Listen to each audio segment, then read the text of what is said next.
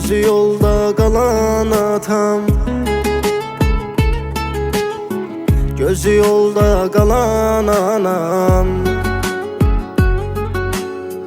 Oğul həsrət ilə alışıb yanan atam, alışıb yanan anam.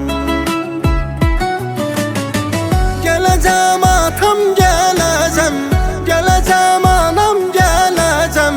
Canım atam, mən gələcəm, gözəl anam, mən gələcəm. Gələcəm atam, gələcəm, gələcəm anam, gələcəm. Canım atam, mən gələcəm, gözəl anam, mən gələcəm.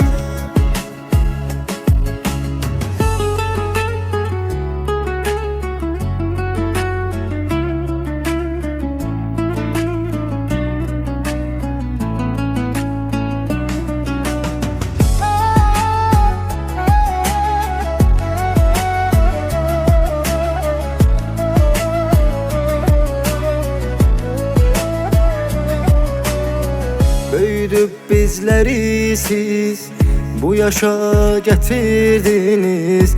Özünüz qocaldınız, taqətdən düşdünüz. Gələcəm atam, gələcəm, gələcəm anam, gələcəm. Canım atam, mən gələcəm, gözəl anam, mən gələcəm. Gələcəm atam, gələcəm, gələcəm anam, gələcəm. Canım atam, mən gələcəm, gözəl anam, mən gələcəm. Hər yaşda hər insana ata-ana gərəkdir. Ata-anasını sevməyən o insanla xələfdir. Gələcəm atam, gələcəm, gələcəm anam, gələcəm.